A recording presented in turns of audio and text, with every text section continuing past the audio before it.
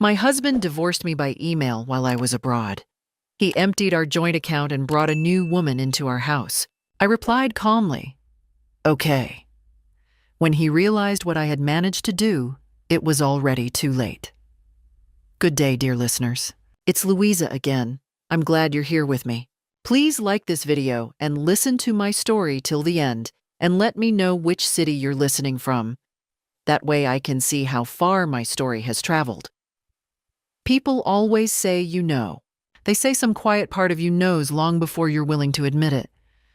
I think they're right. I just didn't want to listen. My name is Dorothy Callahan. I was 62 years old when my marriage of 34 years ended in my inbox, while I was sitting in a hotel room in Edinburgh, Scotland, eating a shortbread cookie and watching rain streak down the window glass. I had gone there for a genealogy conference. My retirement hobby, tracing family roots, something I'd dreamed of doing for years. Richard had encouraged me to go. He'd practically packed my suitcase. I should have known then. Richard and I had built what I believed was a solid life together. We lived in a 4-bedroom colonial in Marblehead, Massachusetts, a house we'd bought in 1991 and paid off by 2015. We had 2 adult children, our son Paul, who lived in Denver, and our daughter Claire, who was in Savannah. We had a joint savings account with $214,000 in it, 34 years of careful, unglamorous saving. Richard had worked as a civil engineer. I had been an office manager for a pediatric practice for 26 years before retiring at 60. We weren't glamorous people. We were steady people, or so I thought. Looking back, the signs had been accumulating for at least 18 months before Edinburgh. Richard had started going to the gym. That in itself wasn't alarming. His doctor had told him to lose weight, but he began dressing differently too. New shirts, a leather jacket that I found strange on a 65-year-old man who had worn fleece pullovers for 3 decades. He smelled different. Not bad, different. A new cologne he'd bought on a whim, he said. He started staying late at work more often. Then he started coming home from those late nights bright-eyed and talkative in a way he hadn't been with me in years. I remember thinking, he seems happy. I thought it was the gym. I thought it was weight loss doing what doctors always promised it would do. I noticed he sometimes turned his phone face down on the kitchen counter. I noticed he'd step outside to take calls. Once, I walked into the living room, and he closed his laptop faster than seemed natural. When I asked what he was doing, he said he was shopping for a birthday gift for me. My birthday was 4 months away. I let it go. I let it go because letting things go is something women of my generation were trained to do, quietly and efficiently, like emptying the dishwasher. I let it go because I was preparing for my trip, and it was the first real thing I'd done just for myself in 40 years, and I didn't want to poison it with suspicion. I let it go because some part of me was afraid of what I'd find if I didn't. I flew to Edinburgh on a Tuesday in October. Richard drove me to Logan Airport and kissed me on the cheek at the departures door. "Have a wonderful time, Dot," he said. He sounded relieved. The conference was everything I'd hoped. 4 days of lectures, archives, connections with other people who found joy in old census records and ship manifests. I was happy in a way I hadn't been in a long time. I was sleeping well. I was eating well. I was calling Richard each evening and getting brief, distracted answers. "Fine. Everything's fine. Enjoy yourself." And I was filing those answers in the same drawer where I'd put everything else I didn't want to examine. On the 5th morning, a Thursday, I woke up early, made tea with the little kettle on the hotel dresser, and opened my laptop to check my email before breakfast. There was a message from Richard, sent at 11:47 p.m. the night before, which meant he'd sent it at nearly 5 a.m. my time. The subject line said, "Important." I remember the shortbread cookie. I remember the rain. I remember thinking, absurdly, that I should finish chewing before I read it. The email was 4 paragraphs long. Formal in the way that only people who are deeply uncomfortable write formal. He said that he had been unhappy for a long time. He said he had met someone who made him feel alive again. He said he thought I deserved to know. He said he wanted a divorce. He signed it. Richard.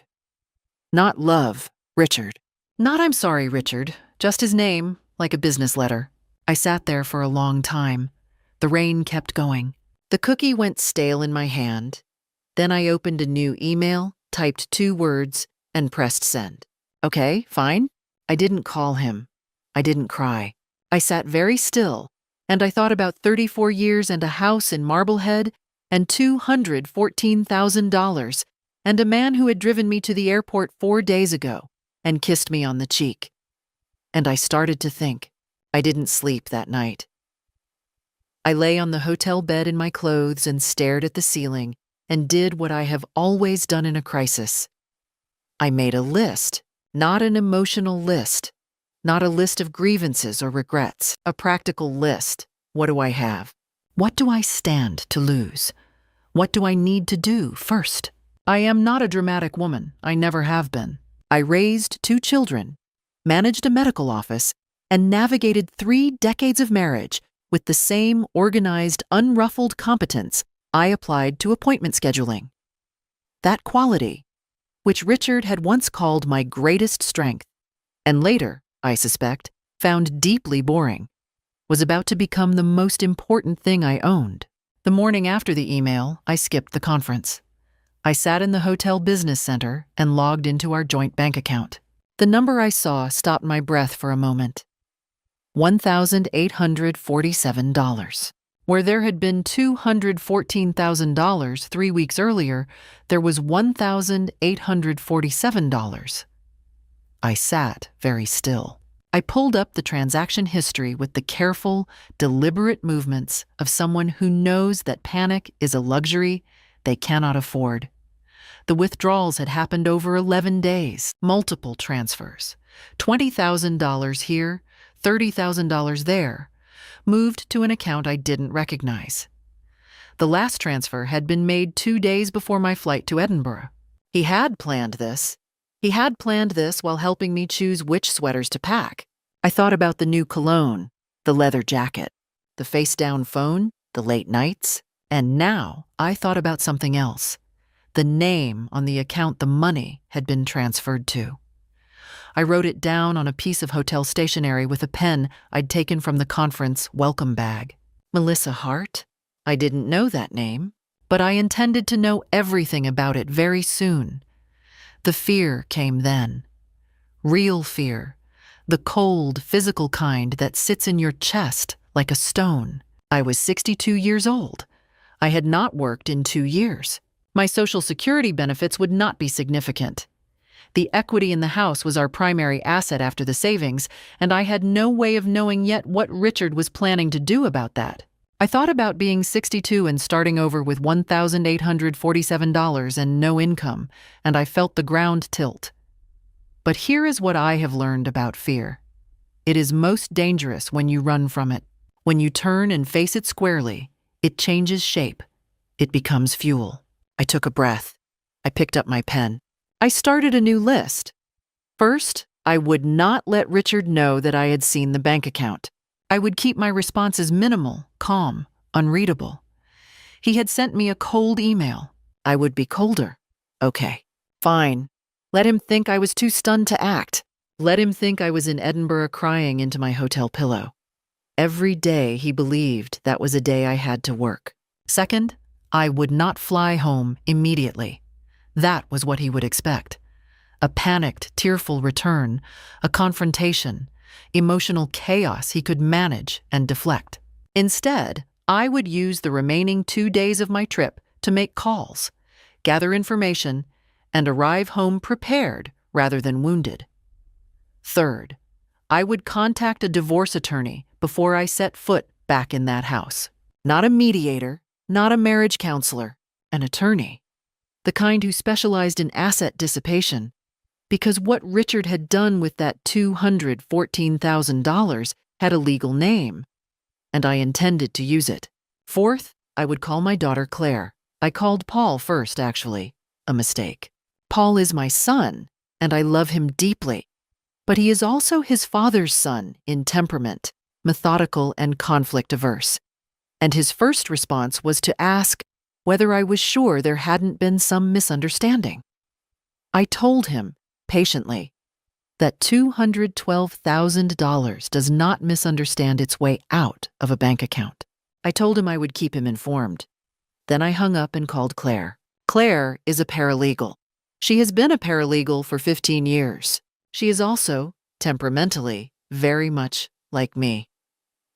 "Mom," she said, after I told her everything, in the flat, factual way I'd practiced. "Yes. He moved $212,000 to a woman named Melissa Hart." "Yes." There was a silence. Then, "Okay, don't touch anything in the house when you get home. Don't confront him directly, and let me send you 3 names." Within the hour, I had the names of 3 attorneys in the Boston area who specialized in contested divorce and asset dissipation. I had already begun researching Melissa Hart on my laptop. She was 41 years old, divorced once, worked as an interior designer in Salem, Massachusetts.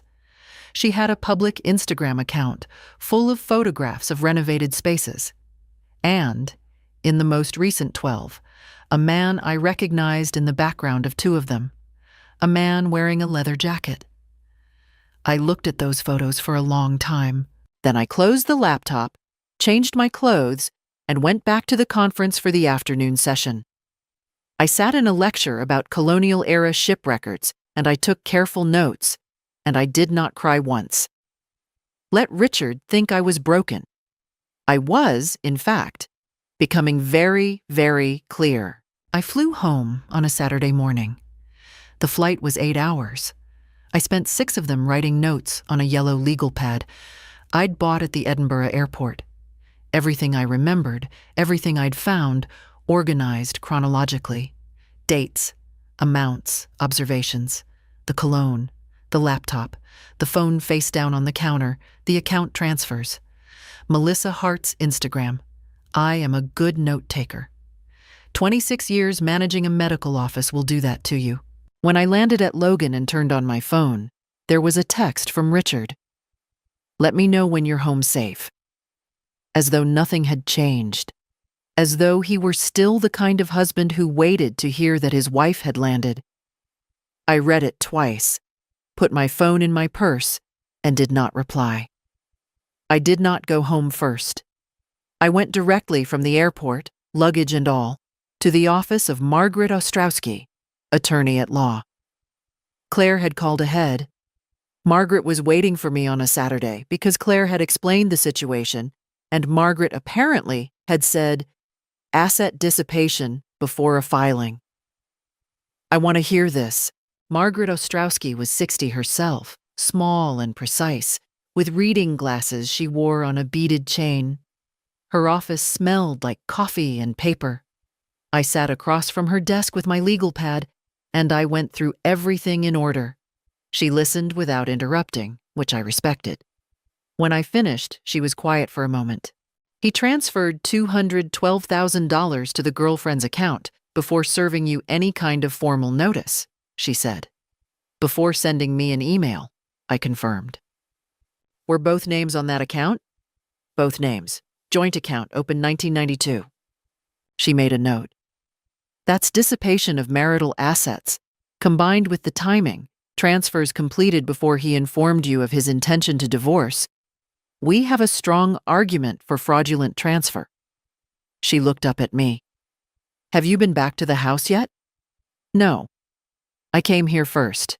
She nodded with the small, satisfied expression of someone whose instructions had been followed correctly. "Good. When you do go home, document everything. Photograph every room. Note anything that's been removed or changed. If he's moved someone into that house—" "He has," I said. "I believe he has." She put her pen down. "How do you know?" "Because he encouraged me to go on a 10-day trip I'd been putting off for 2 years. Because the transfers were completed the day before I left. Because Melissa Hart's most recent Instagram post, 4 days ago, showed a vase of flowers I bought at a craft fair in Gloucester in 2019, sitting on my kitchen windowsill." Margaret looked at me for a moment. Then she picked her pen back up. "Mrs. Callahan," she said, I think we're going to work very well together. She filed an emergency motion that afternoon. A freeze on the sale or transfer of any remaining marital assets, including the house. By Monday morning, a judge had signed a temporary restraining order, preventing Richard from selling, refinancing, or otherwise disposing of the Marblehead property pending divorce proceedings. Margaret also filed a formal complaint regarding the asset transfer, attaching the bank records I'd forwarded from Edinburgh and the Instagram photographs with dates and metadata. I arrived at the house on Sunday evening. Richard's car was in the driveway. There was a second car I didn't recognize. A silver Audi, new, with a Salem parking sticker. I stood on my own front path for a moment, looking at the lit windows of the house I had lived in for 32 years. Then I walked up to the front door, put my key in the lock, and went inside. The kitchen had been rearranged. The curtains in the living room were different. My reading chair, a wingback I'd reupholstered myself in 2017, had been moved to face the wall, replaced by a sleek gray sectional that looked like it had come from a catalog called Things Dorothy Would Never Choose. Richard was standing in the kitchen. He looked pale when he saw me. Behind him, leaning against my rearranged counter, was a woman with highlighted hair and an expression that shifted from startled to composed in about half a second. She was younger than I'd imagined her in the abstract. Prettier, in the precise way of someone who works at it. "Dorothy," Richard said, "I didn't think you'd come back so soon." "It's my house, Richard," I said pleasantly. I set my suitcase down. I looked at the woman.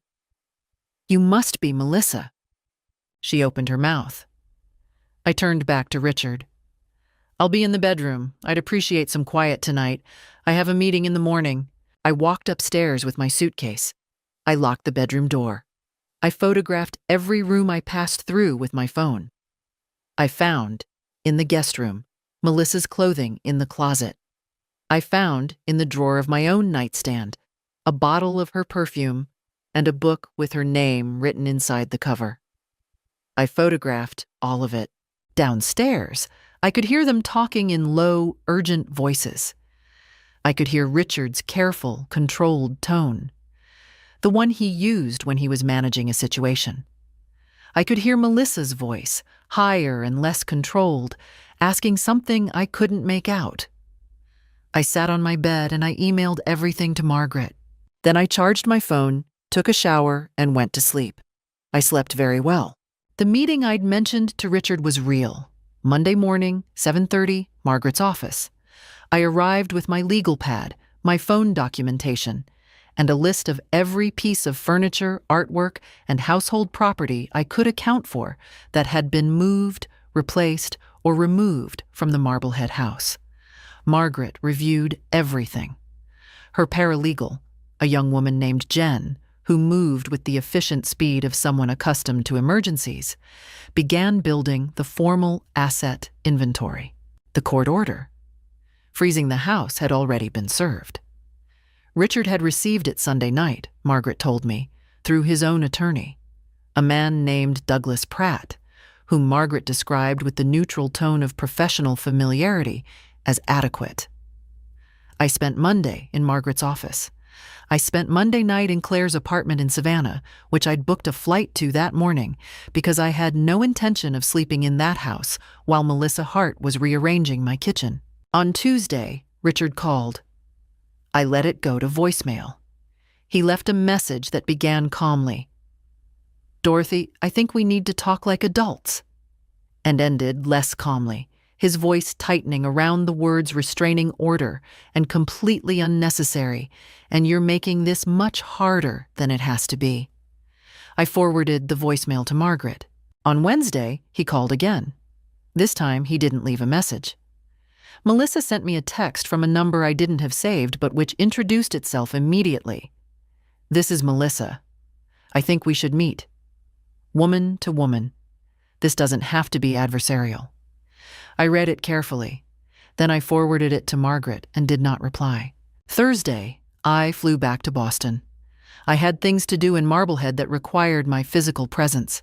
The formal property appraisal Margaret had arranged, and a meeting with formerly our financial advisor, a man named Greg Sutton, who had managed our retirement accounts for 12 years and whose expression, when I sat across from him and explained what had happened, cycled through disbelief, discomfort, and something that looked distinctly like shame. It turned out Richard had spoken with Greg 3 months earlier about reorganizing the accounts. Greg had asked if I was aware of the proposed changes. Richard had said yes. Greg had processed the changes. He had not confirmed that with me. This was not, Margaret later told me, going to help Richard's case. I was in the house Thursday evening when Richard arrived. Melissa was not with him. He stood in the living room, his new living room, with its gray sectional. And he looked at me with an expression I hadn't seen from him before. Something between anger and something I didn't want to call fear, because I didn't want to feel sympathy for it. "You filed a fraud complaint," he said. "My attorney filed a fraud complaint," I said. "I provided documentation." "Dorothy!" His voice dropped, became careful. "You need to stop this. We can handle this civilly. A fraud claim that has professional implications. My firm—" "I'm aware of what it has," I said. "My attorney advised me on the scope." He took a step toward me. Not threatening. I want to be precise about that. Richard was not a violent man, but he was a large man, and he was angry in the controlled way that is sometimes more uncomfortable than the uncontrolled kind. "You're doing this out of spite," he said. "You're trying to hurt me." "I'm trying to recover $212,000 of jointly owned marital assets that were transferred without my knowledge or consent," I said. "That's not spite, Richard. That's math." He stared at me. "Melissa's attorney is going to make the case that the transfer was a loan," he said. "A documented loan. We have paperwork." "I'm sure you do," I said. "My attorney has the transfer dates, the account documentation, and the Instagram metadata. We'll see how the paperwork holds up." There was a long silence. Outside, a car passed on our quiet street. "You should know," he said quietly, "that Melissa has family with significant resources. If you push this, it's not going to go the way you're hoping. You'll spend more on legal fees than you recover." It was not quite a threat. It was the shape of a threat. "I appreciate the information," I said. "Please have Douglas Pratt contact Margaret Ostrowski for any further communications." He left. I stood in my living room, the living room I had painted 3 times, where I had put up 2 Christmas trees a year for 3 decades, where my children had grown up. And I felt the exhaustion settle into me all at once, like something had unplugged. I called Claire. "He implied Melissa's family has money," I told her. "They do," Claire said. She had been doing research. "Her father is a contractor, semi-retired, comfortable, not significant resources. He's posturing." "I know," I said. "Mom, you need a few days?" "I know that too." I stayed in Marblehead that night. I asked Richard by text, civil, brief, to inform me of his schedule so that I could arrange to be home when he was not, until the formal separation arrangements were filed. He replied, "Fine." I spent Friday through Sunday doing something I hadn't done in 34 years of marriage. I put on comfortable clothes. I did not make anyone breakfast. I sat in my garden for hours at a time, and I let myself be quiet. I cried on Saturday afternoon in the garden, alone. Not the devastated kind of crying, the releasing kind. 34 years is a long time. I was allowed to mourn it briefly before I set it down. On Sunday evening, I called Margaret. "How are we?" I asked. "We're very well," she said. "Ready for the next phase?" "Yes," I said. "Tell me everything." The following week, Richard changed tactics. I had expected this, People who cannot manage a situation with pressure will often try the opposite: warmth, reason, the appeal to shared history. I had been married to Richard Callahan for 34 years, and I knew his persuasion toolbox as well as I knew my own kitchen cabinets. Better, perhaps, since Melissa had rearranged mine. He sent me a long email on Tuesday. It was thoughtfully written. I'll give him that. He acknowledged that the way he had handled things had been wrong. He used the word sorry 3 times. He talked about our children, our history, the house, the life we had built. He said that if we could sit down together without attorneys and have an honest conversation, he believed we could reach an agreement that was fair to both of us. He said that litigation was going to be damaging, financially, emotionally, for our family. He did not mention the $212,000. I read the email twice. It was well crafted. 14 months ago, I might have been relieved to receive it. I might have read the word sorry and felt the old pull toward resolution, toward smoothing things over, toward the path of least resistance that women my age had been conditioned to prefer since childhood. I felt none of that. I felt instead a kind of clear-eyed recognition. This email was not remorse. It was strategy. The fraud complaint was costing him more than he'd expected, professionally, legally, emotionally, and he wanted it to go away. The fastest way to make it go away was to make me feel heard, soften me up, and get me to agree to something less than what I was legally entitled to. I forwarded the email to Margaret with a single note for the file. Then I called my friend Barbara Wentworth. Barbara and I had been friends for 22 years. She lived 4 blocks from me, had been through her own divorce 8 years earlier. Not acrimonious, but not easy. And she was the kind of woman who showed up with soup and then helped you write the grocery list. I had told her the basics the week before. Now I told her the rest. She came over that afternoon. She sat across from me at my kitchen table, the same table that had been shoved 2 feet to the left by whoever had rearranged my kitchen, and which I had shoved back to where it belonged on Thursday. And she listened to everything. He sent an apology email with no mention of the $200,000, she said, when I finished. Correct. That's not an apology. That's a settlement offer disguised as an apology. That is exactly what it is. She shook her head slowly. And Melissa? Still at the house? She comes and goes. I believe she's been staying at her own apartment in Salem some nights. Richard is here the rest of the time. I paused. I have been documenting her presence. Margaret says continued cohabitation during proceedings is relevant to the conduct argument. Barbara looked at me steadily. Dorothy, she said, how are you actually doing? I considered the question honestly. I am angry, I said, in a very quiet, very organized way. And I am determined. And some days I am genuinely frightened about what 62 looks like without that money. But mostly I feel, I searched for the word, clear. Clearer than I've felt in a long time, actually. She nodded. That's what happens when you stop pretending everything is fine. I thought about the face-down phone, the late nights, the shortbread cookie in Edinburgh. Yes, I said. I suppose it is.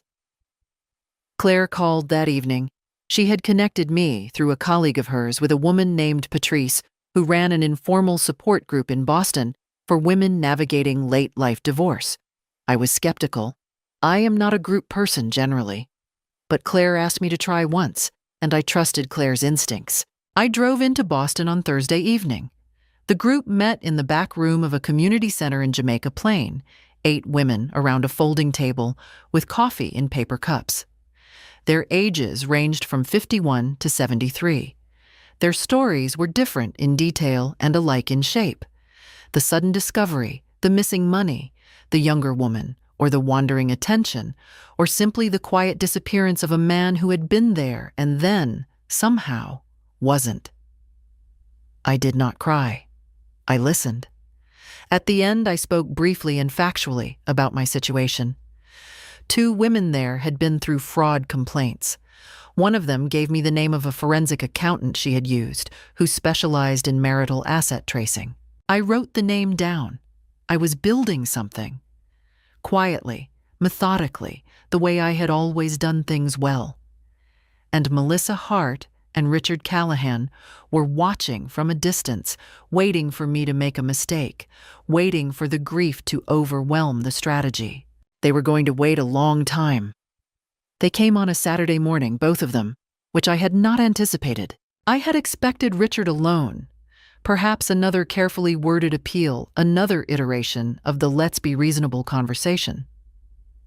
I had not expected Melissa Hart to be standing on my front porch at 10 o'clock in the morning in a camel-colored coat, holding a box from a bakery in Salem as though she were coming to a brunch. I opened the door. I looked at them both. I did not say anything for a moment. "Dorothy," Richard said, "we wanted to talk to you, together. We thought—" "Come in," I said. I did not say it warmly, but I said it because I wanted to hear what they had to say, and because I had learned, in 26 years of managing a medical office full of difficult patients and difficult doctors, that the most useful thing you can do in a negotiation is let the other side speak first. We sat in the living room, their living room in their telling of it, my living room in every legal document filed to date. Melissa set the bakery box on the coffee table without being invited to. She had the manner of a woman who was accustomed to making herself comfortable in spaces, and she did it gracefully, which I found more irritating than if she'd been awkward about it. Richard spoke first. He was composed.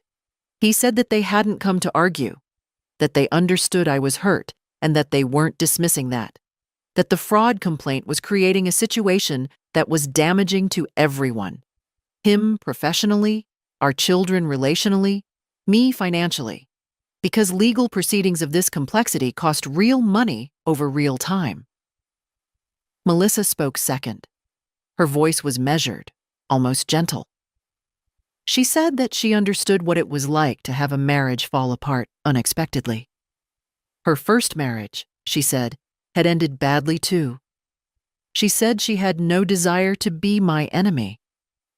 She said that the money, and here she paused, with the careful precision of someone who'd rehearsed it, had been a private arrangement between her and Richard, a decision they'd made about their future, and that it hadn't been intended as an attack on me.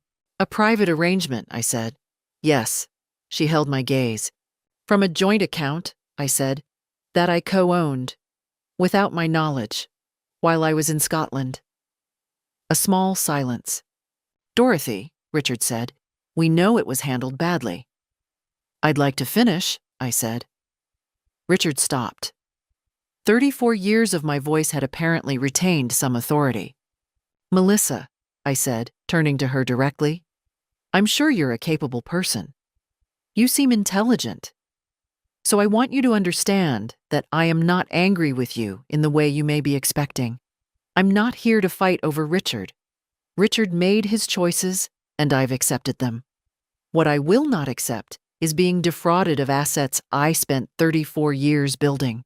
That's not personal, that's legal. And it will proceed through legal channels regardless of what's in this bakery box."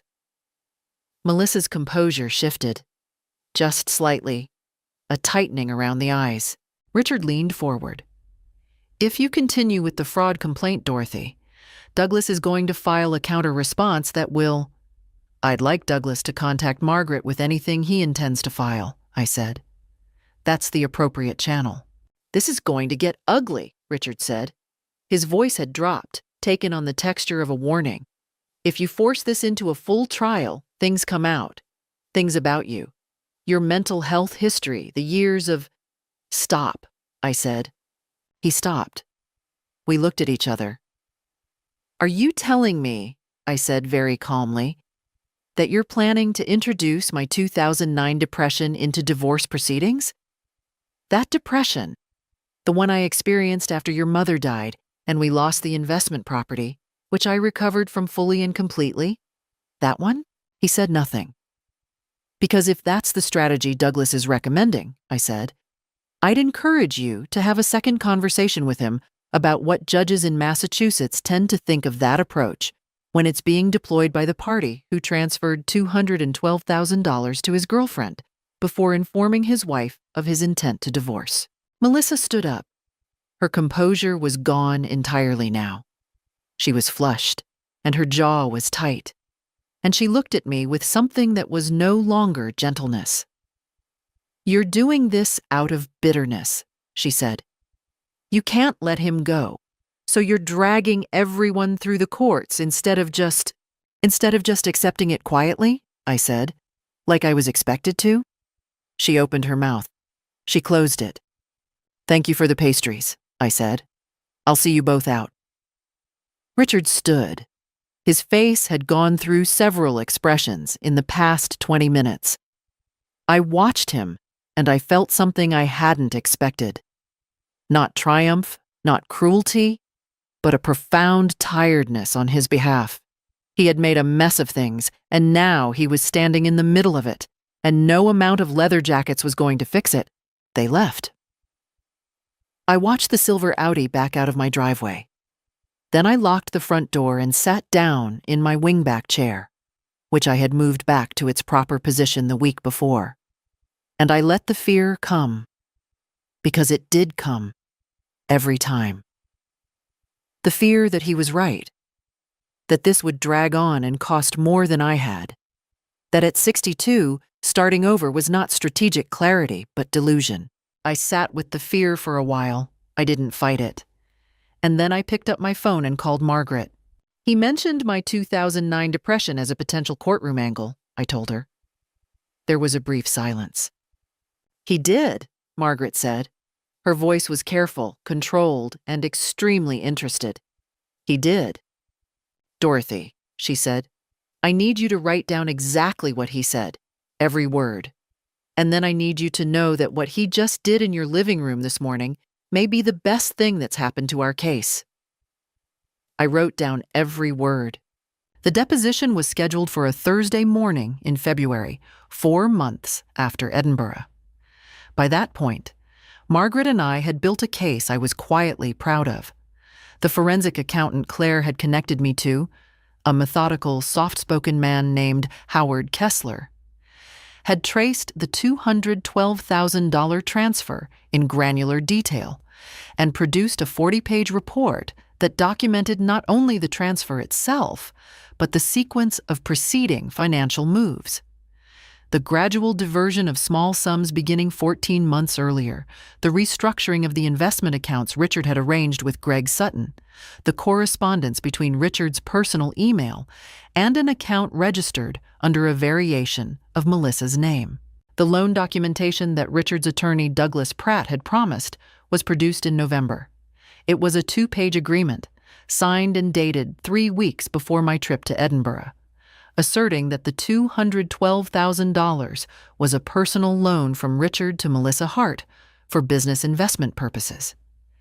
Howard looked at it for 4 minutes and then identified 3 inconsistencies in the document metadata, suggesting it had been created after the transfer, not before. Margaret took that finding and 3 weeks of additional discovery to a senior partner in her firm who specialized in forensic document analysis. The loan agreement had been backdated. I learned this on a Wednesday evening in January, sitting at my kitchen table with a cup of tea, when Margaret called and told me in the measured, precise voice she used when delivering information she found very satisfying. "Backdated?" I said. "The metadata places creation of the document 6 weeks after the transfer date listed on the agreement. The signature date and the document creation date do not align." I put my cup down. "So there was no loan agreement at the time of the transfer." "There was no loan agreement at the time of the transfer." I sat with that for a moment. Outside my kitchen window, February was doing what February does in Massachusetts, making everything gray and still and very serious. "All right," I said, "let's finish this." The deposition took place in Margaret's conference room. Richard and Douglas arrived together. Melissa arrived separately with her own attorney, a man named Perry Walsh, whom Margaret had described, more pointedly than she usually allowed herself, as someone who will realize he underbid this job. Richard looked tired. He had aged, I thought, in 4 months. Not dramatically. But the leather jacket was gone, replaced by a suit he'd owned for years, and the bright-eyed energy I'd noticed in those late coming-home evenings had been replaced by something tighter and more careful. The look of a man who has been managing a difficult thing for a long time and is beginning to feel the weight of it. He did not look at me when he came in. Melissa looked at me once, briefly, and then found a point on the wall above my head to focus on. I looked at both of them calmly. I had a glass of water in front of me and my legal pad. I had slept well. I had made myself breakfast that morning. Eggs, toast, the ordinary small act of a person who intends to continue having ordinary mornings for a long time. And I had driven to Margaret's office in the cold February light, feeling something I can only describe as settled. Margaret began. She walked through the transfer history with the methodical clarity of someone who enjoyed watching a well-organized argument unfold. She introduced Howard's forensic report. She introduced the document analysis. She introduced the email correspondence from Richard's personal account, discussing the transfer with Melissa 9 weeks before my Edinburgh trip. Emails in which the word loan did not appear, and in which the phrase "once she's out of the picture" financially appeared once, attributed to Richard, in a message dated August 14th. I had not known about that message until Margaret read it aloud. I did not react. I had promised myself I would not react regardless of what I heard, and I kept that promise. But I felt something shift in my chest. Not grief, exactly. Something colder and more final. The confirmation of something I had suspected but hadn't wanted to name. 34 years of marriage, and in August, he had been writing emails about getting me out of the picture financially. August. While we had still been eating dinner together, while I had still been planning my Edinburgh trip, ordering rain boots online, and reading about the conference sessions, I breathed through it. I took a small sip of water. I made a note on my legal pad that said nothing important, just a date I wanted to remember. Because the act of writing steadied me. Douglas objected. Walsh objected. Margaret proceeded. Richard's composure began to slip around the second hour. Douglas called for a break, which Margaret granted. Richard and Douglas stepped into the hallway. Through the glass wall of the conference room, I watched Richard's posture change as Douglas spoke to him. Shoulders dropping, head going forward. The posture of a man being told that his situation is not what he was hoping it was. Melissa asked Walsh something in a low voice. Walsh answered in an even lower voice. Her face, after he spoke, was very still in the way that indicates the absence of expression rather than its natural presence. She set her pen down on the table with a small, precise click and did not pick it up again. When they came back, Douglas requested a brief recess to explore settlement options. Margaret looked at me. I looked at Margaret. "We're happy to discuss settlement," Margaret said, "within the framework of our existing filing." Douglas said that the backdating allegation was contested. "Of course it is," Margaret said pleasantly. "We'll look forward to contesting it in front of a judge." Douglas said they might be open to a revised proposal regarding the asset recovery. Margaret said she was listening.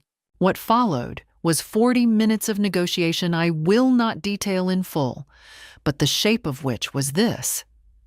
Douglas made opening positions. Margaret responded with the forensic evidence that made those positions untenable, and the positions moved. Steadily. In one direction. Richard spoke once, directly to me. He said quietly across the conference table, "Dorothy, I am sorry. Genuinely, this was not—" He stopped. "Not what?" I asked. My voice was even. He didn't finish the sentence.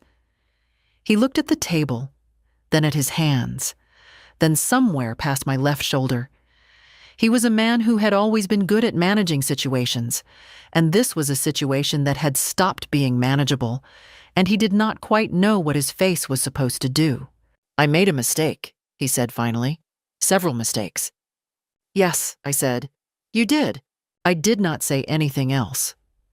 There was nothing else that needed to be said. The forensic accountant had said it. The document analyst had said it. The email from August 14th had said it with great clarity. The meeting ended at 4 o'clock.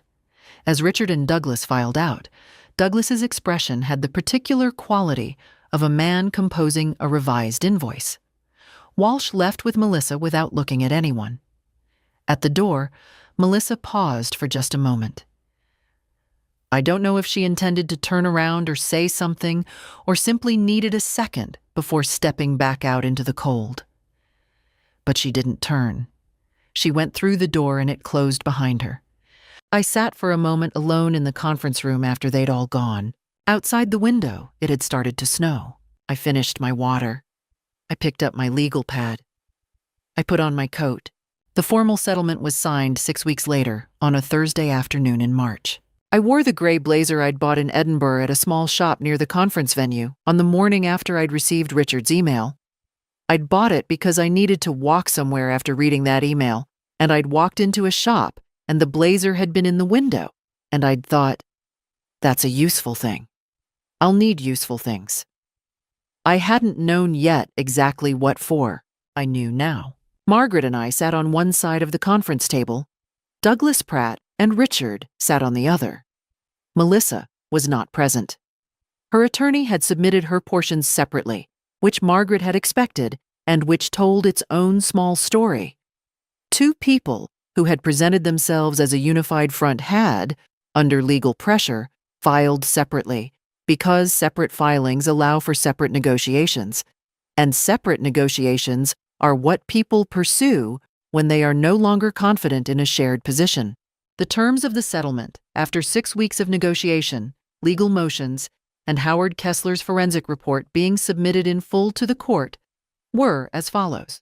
The house in Marblehead was awarded to me in full. No buyout, no division.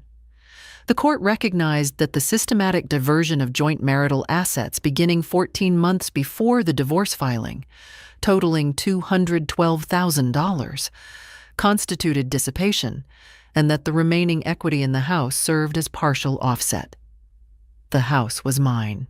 Richard was required to repay $212,000 into a court-supervised account within 60 days, to be disbursed to me as the defrauded party. Of that, $156,000 came from Richard directly, drawn from his retirement savings, and a portion of equity released from a secondary property he held in his name alone, a property which, Margaret noted with dry precision, I had not known existed until discovery. The remaining $56,000 was recovered from Melissa Hart, designated a willing recipient of dissipated marital assets, and ordered to return that portion by the court. Richard paid my legal fees. The settlement required it. Douglas had objected. Margaret had pointed to the backdated document. Douglas had not objected further.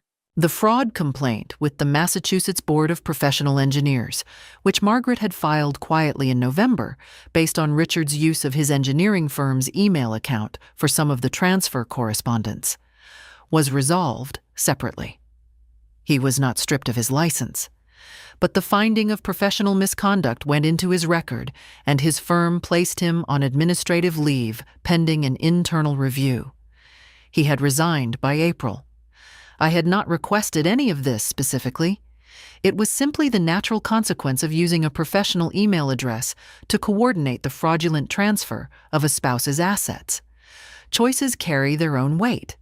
They always do, eventually. I watched Richard sign the settlement documents. He used the pen Douglas handed him. His hand was steady. He was a man of self-control, always had been, and he did not let it shake. But when he slid the documents back across the table, he didn't look up. He looked at the middle distance. That particular gaze of a person who is present in body and somewhere else entirely in mind, processing something they cannot yet quite believe has finished going the way it went. I signed my copies. My hand was steady, too. "All right," Margaret said, gathering documents. She allowed herself one small, contained smile, the kind you earn over a career of difficult cases handled without drama. Douglas gathered his briefcase and said something polite and conclusory in the voice of a man who wanted to be elsewhere. Richard stood, buttoned his jacket, and walked out of the conference room without looking at me. I watched him go and felt, what? Not satisfaction in any mean-spirited sense. Not grief. Something quieter than either. The recognition that it was finished. That a chapter that had consumed 5 months of careful, exhausting work had reached its last page. And the outcome was the right one. Outside Margaret's office, the March air was cold but clarifying. The kind of cold that feels like the end of something rather than the depth of it. I stood on the sidewalk for a moment, holding my copy of the signed settlement in a manila folder. I called Claire. "It's done," I said. She exhaled. I could hear it. A long, real exhale of someone who had been holding something for months. "Everything?" "Everything," I said. "The house, the money, legal fees, and his firm put him on leave." A silence. "Mom," she said. "I know," I said. "Are you okay?" I thought about it honestly, standing on a Boston sidewalk in March with a manila folder containing the end of a 34-year marriage. "Yes," I said. "I actually am." I walked 2 blocks to a coffee shop I liked, ordered a large coffee and a piece of lemon cake, and sat in the window for an hour watching people walk by. I did not think about Richard or Melissa or the gray sectional that would need to be removed from my living room. I thought about the house. My house. The garden in spring. The wingback chair by the window. The kitchen counter where my Gloucester vase had stood for years before someone moved it and would stand again. 62 years old. A house I owned outright. $212,000 coming back. No mortgage, no roommate, no leather jacket on the kitchen chair. I finished my cake. It was, I thought, a reasonable foundation for whatever came next. It has been 18 months since that March afternoon. I want to be careful telling this part, not to make it sound like a fairy tale. Life after 62 is not a fairy tale. There are mornings when the house is too quiet, and I make coffee for one, and feel the absence of 3 decades of routine settle around me like weather. There are evenings when I sit in the garden and think about the years, the good ones as well as the bad, and I feel the ordinary sadness of things that end. But ordinary sadness is not devastation, and my life, in these 18 months, has been genuinely, substantively good. I had the gray sectional removed in April. I reupholstered my reading chair again, a deep green this time, which I like better than the original blue. I repainted the living room a warm cream that I'd wanted for years, but that Richard had always vetoed in favor of white. I put the Gloucester vase back on the kitchen windowsill. In May, I enrolled in a 12-week watercolor course at the Marblehead Arts Association. I am not particularly talented. I did not know that about myself before because I had never tried. I enjoy it enormously. Barbara and I take a long walk every Tuesday morning, 4 miles along the harbor. In September, we drove up to Maine for a long weekend, something we'd talked about for years and never done. We stayed in a small inn, ate excellent seafood, walked until our feet ached, and spent one evening sitting on the inn's porch in rocking chairs watching the tide come in, not talking, which is the kind of friendship that takes 20 years to build. Claire came for Christmas. Paul brought his family in March. I made the full dinner both times and did not find it exhausting, which told me something about the difference between cooking for family you love and hosting performances. In January, I began volunteering 2 mornings a week at the Genealogy Society, where I'd been a member for years. In February, they asked if I would lead a beginner workshop. I said yes. The forensic accountant, Howard Kessler, sent me a card when the case closed. He had a wry sense of humor I hadn't expected. We have had coffee twice. Nothing romantic. He is married, happily, and I am not remotely looking. But it has been good to have a friendship built on the shared memory of doing something difficult together and doing it well. Financially, I am not comfortable in the way I was when the account held $212,000, but I am stable. The house is mine, free and clear. My Social Security, at full retirement age next year, will be modest but sufficient.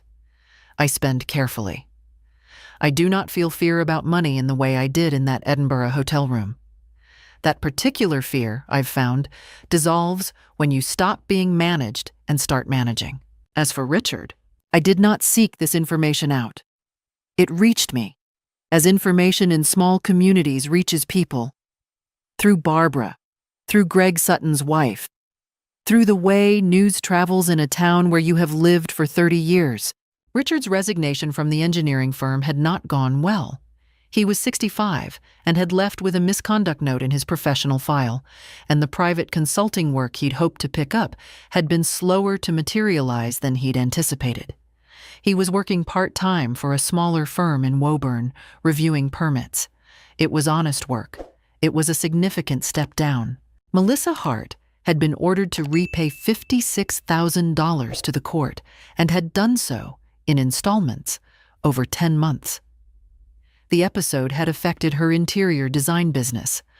A fraud-adjacent civil case, even when resolved, carries a reputational weight in the kind of affluent North Shore circles where that business operated. She had moved away from Salem. I didn't know where. The relationship between Richard and Melissa, Barbara told me over coffee one morning in September, had ended. I had been curious about this in a distant, impersonal way. Barbara said that Richard had told someone, who had told someone, that the legal proceedings had placed a strain on things that they hadn't recovered from. I thought about that briefly. Then I finished my coffee. I did not feel triumph about any of it. I want to be clear about that. I did not track their difficulties with satisfaction. What I felt was something much quieter. The recognition that choices have consequences, that you cannot transfer $212,000 from a joint account without that act eventually telling the truth about itself, and that the energy people spend trying to escape accountability might better be spent on something that lasts. I felt mostly free. Last month, I finished the genealogy project I'd started in Edinburgh, the family record that had taken me to Scotland in the first place. I traced one branch of my mother's family to a village in County Donegal, Ireland, in the 1840s. I found a name on a ship manifest, Margaret Callahan, age 31, sailing Liverpool to Boston, October 1847. She had come alone, in the middle of a famine, across an ocean. She had built something. I printed the manifest and framed it. It hangs in my kitchen now, between the window and the door, where I see it every morning when I make my coffee. I am not the first woman in this family to start over.